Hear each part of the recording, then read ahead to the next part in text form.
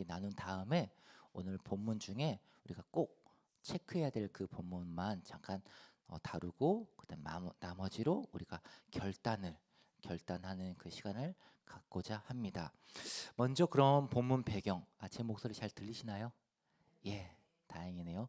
오늘 그럼 본문 말씀의 그 배경을 살펴보면 인류 역사상 오늘 이 본문 8장은 인류 역사상 처음으로 제사장을 위임하는 그런 장면입니다. 그러니까 제사장 위임식인 거죠.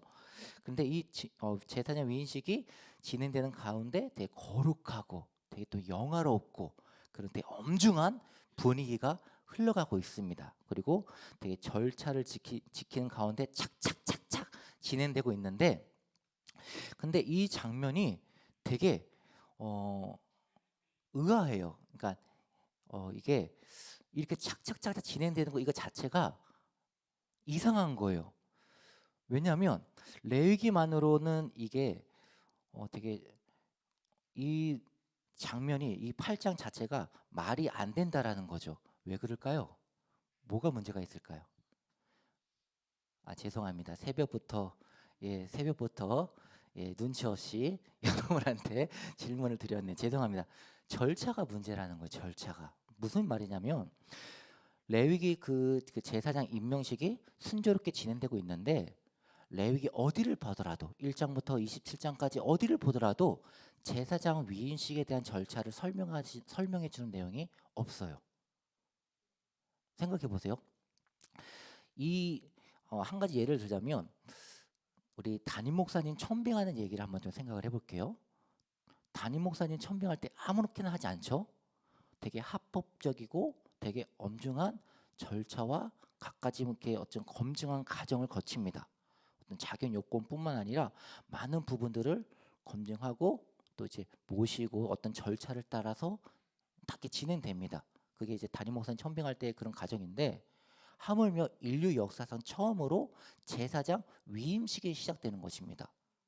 그럼 그 분위기가 얼마나 거룩하고 엄중한지는 두말할 필요도 없겠죠. 그런데 하나님께서 이렇게 하라라고 하면서 지금 진행되는데 레위기 어디를 보더라도 지금 거기에 대한 설명이 없는 거예요. 어떻게 진행됐는지. 그런데 지금 8장을 읽어보면은 그 진행이 전혀 막힘없이 순조롭게 착착착착착 진행되고 있는 거예요. 이상하지 않나요? 저만 이상해 보일까요? 제 말이 어렵나요? 아니죠. 여러분의 그 미소가 대답인 것 같습니다. 근데 그럼 이렇게 최초로 제사장 위임식이 진행되고 있는데 그럼 여기 어떤 비밀이 있을까? 이 문제를 풀기 위해서는 레위기랑 출애굽기의 관계를 알아야 돼요. 한 가지 얘기를 하자면 레위기에 대한 주제가 거룩이잖아요. 거룩에 대한 내가 거룩하니 너희도 할렐루야. 그 말을 하나님이 되게 강조해요. 근데 레위기를 공부해 보시면 아시겠지만 레위기는 거룩이라고 하는 그 개념에 대해서 하나님의 성품이, 그러니까 사람이 아무리 노력해도 거룩해질 수 없다라는 것을 레위를 공부하면 알게 돼요. 왜냐하면 거룩은 하나님의 속성이지 사람의 속성이 아니에요. 그렇기 때문에 아무리 노력해도 사람은 정결해질 수 있는 데까지는 가지만 거룩의 영역으로 도달할 수가 없어요.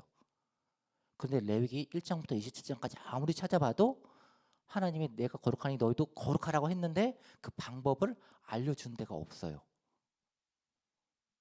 근데 그 방법은 출애굽기에 나와요. 거룩해지는 방법이. 이상하죠?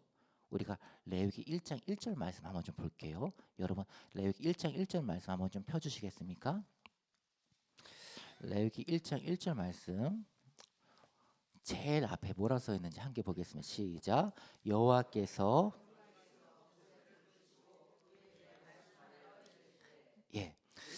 펜이 있으신 분들은 체크해 주시면 또 되겠습니다.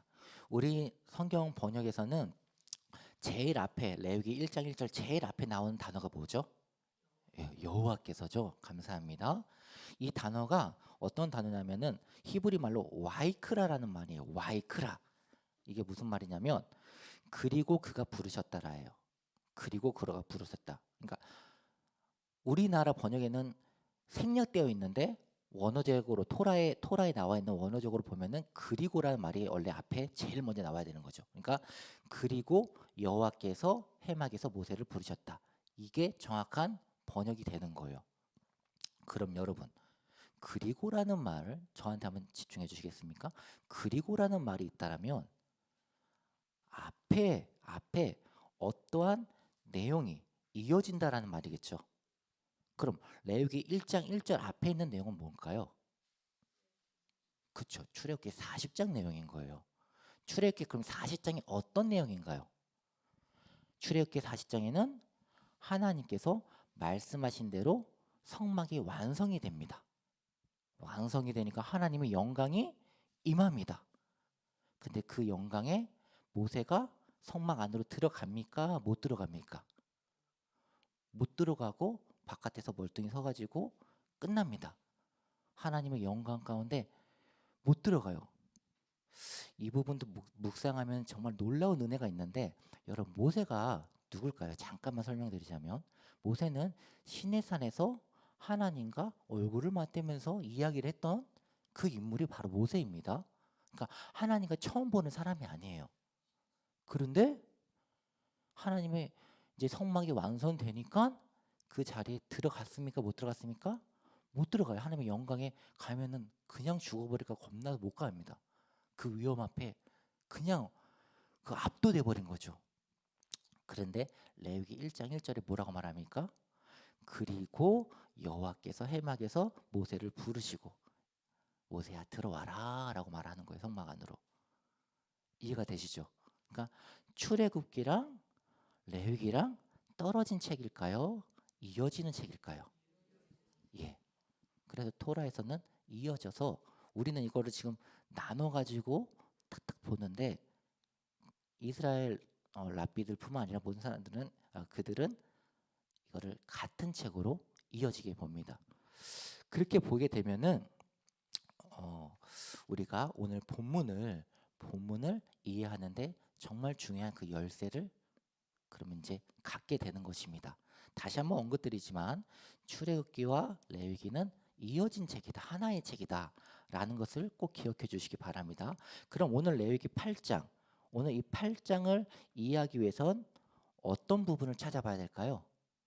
레위기 전체를 찾아봐도 제사장 임명식에 대한 설명이 있다 없다? 없다. 그럼 어디에 있을까요?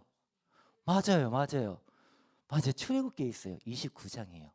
출애굽기 29장에 제사장 위인식을 이렇게 해라라고 기록이 되어져 있어요. 그래서 여러분이 표시를 해주시면 참 좋을 것 같아요. 그래서 우리가 레위기 출애굽기 29장 우리 1절부터 끝까지 참 읽으면 좋겠지만 우리 시간상 제가 결론만 말씀을 드리겠습니다. 시간상 결론만 말씀을 드리자면 출애굽기 29장은 제사장 위인식 절차를 어떻게 해야 되는지 자세하게 설명해 주고 있습니다. 그래서 제가 지금 우리가 함께 읽지는 않았지만 여러분이 오늘 꼭 시간을 내주셔서 29장과 레위기 8장 9장을 같이 좀 병행해서 한번 꼭 읽어봐 주시면 감사하겠습니다. 그렇다면 자 오늘 레위기 8장 핵심은 무엇일까요?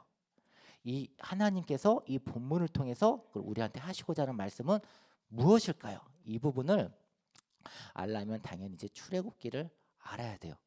핵심, 그러니까 핵심을 알아야 우리가 그 본문을 이해할 때 그 중요한 포인트를 잡아낼 수가 있어요.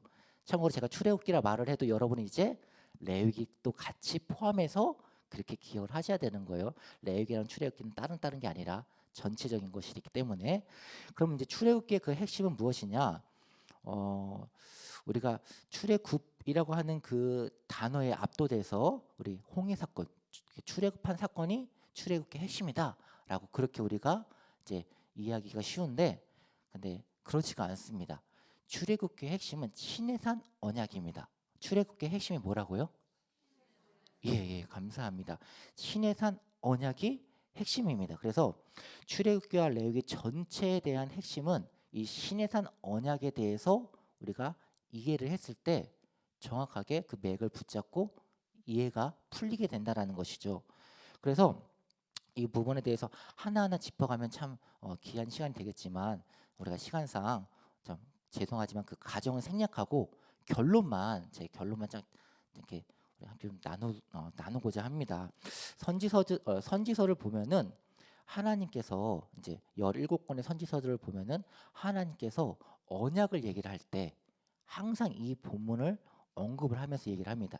내가 너희들을 출애굽을 하면서 내가 그때 너희들과 함께 했던 그 언약을 기억하라 라고 하면서 이 시내산 언약을 가리키는데, 이거를 표현을 하자면 결론적으로 뭐냐면 결혼이에요. 결혼. 그러니까 시내산 언약은 무엇이다?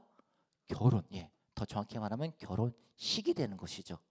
그렇게 된다면은 우리가 십계명을 뭐로 보겠습니까?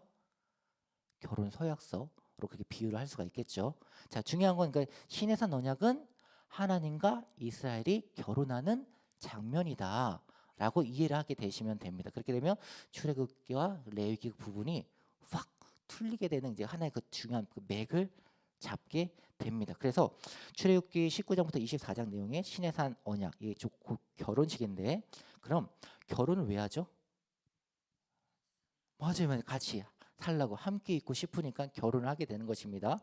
그래서 출애굽기 29장 46절에 그래서 그렇게 말을 해요. 하나님께서 내가 너희들을 애굽 땅에서 불러낸 이유는 너희와 함께 하고 싶어서 내가 너희들을 불러냈다라고 이렇게 말씀을 해주십니다. 그래서 함께 하고 싶어 갖고 이제 불러내서 시내산에서 결혼식을 이루게 된 것입니다. 이걸 우리는 시내산 언약이라고 이렇게 부르고 있는 것입니다. 그럼 이렇게 결혼을 함께 했으면, 결혼식을 했으면, 그럼 그 다음에 뭐가 필요할까요? 결혼했으면 같이 거하기 위해서 결혼을 했어요. 그럼 뭐가 필요하죠? 맞아요. 집이 필요하죠.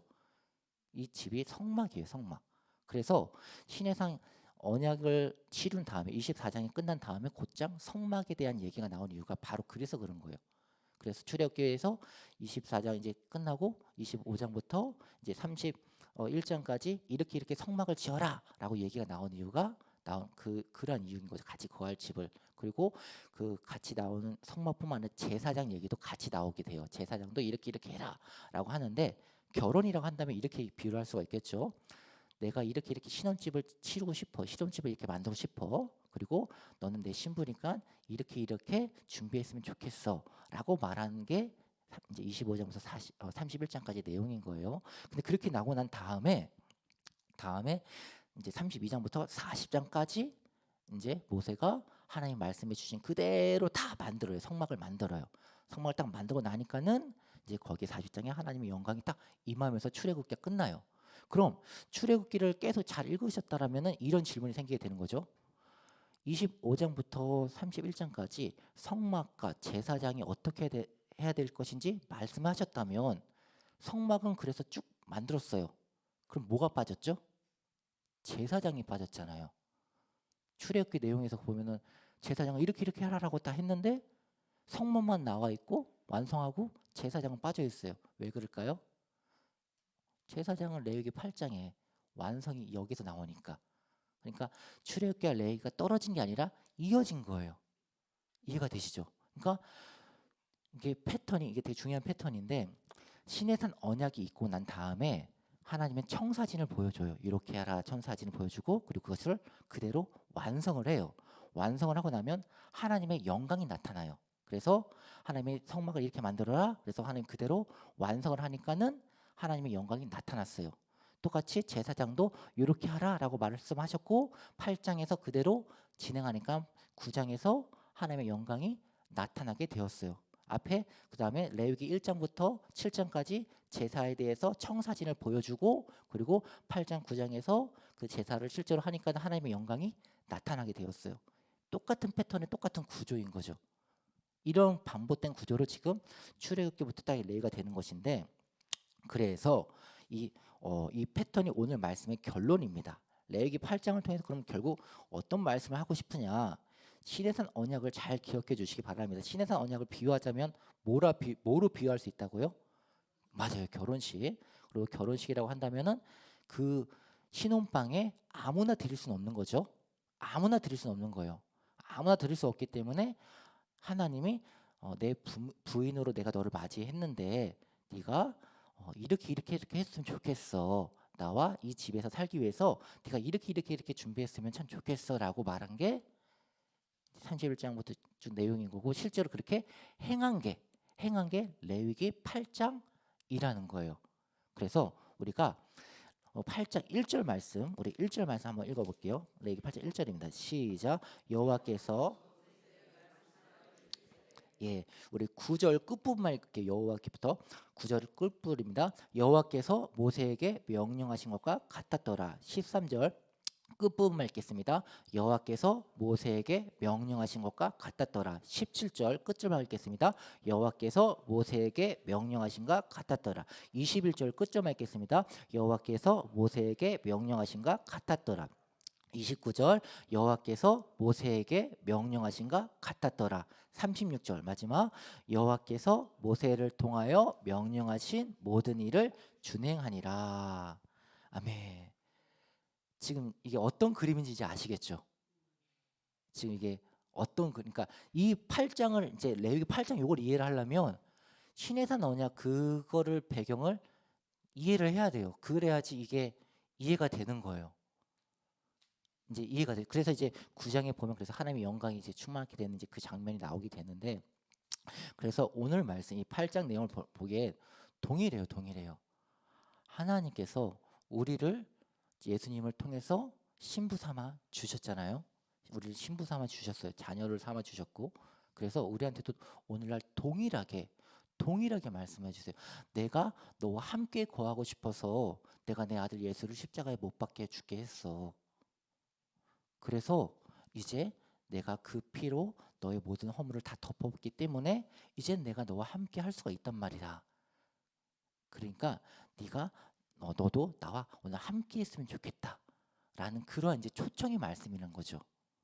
그렇게 초청하는 그 말씀인데 그렇게 하는 방법이 여호와께서 모세에게 명령하신 것을 다 준행하였더라 라는 그 말씀과 똑같은 거예요. 그러니까 오늘 말씀을 이렇게 정리하면 이런 것입니다. 우리도 주님과 함께 하길 원하잖아요. 내 삶에 하나님의 영광으로 충만케 되길 원하잖아요. 그럼 어떻게 해야 될까요? 여호와께서 말씀하신 대로 다 준행하니라. 그러니까 오늘 여러분이 이 싸움을 했으면 좋겠어요. 오늘 하루만큼은 그래 내가 주님의 신부로서 내가 오늘 죄 가운데 발버둥 쳐보겠다. 내가 거룩하고자 주의 말씀을 생각나는 대로 다 준행하도록 오늘 필사적으로 한번 싸워보겠다. 그러면 이 말씀에 기록되어 있는 대로 하나님의 영광이 충만케 임할 줄 믿습니다. 그게 시내산 언약의 놀라운 약속입니다. 우리가 그 부분을 갖고 우리 함께 마음을 품고 기도하도록 하겠습니다. 사랑과 은혜가 풍성하신 하나님 아버지, 우리의 신랑 되신 예수님 사랑합니다.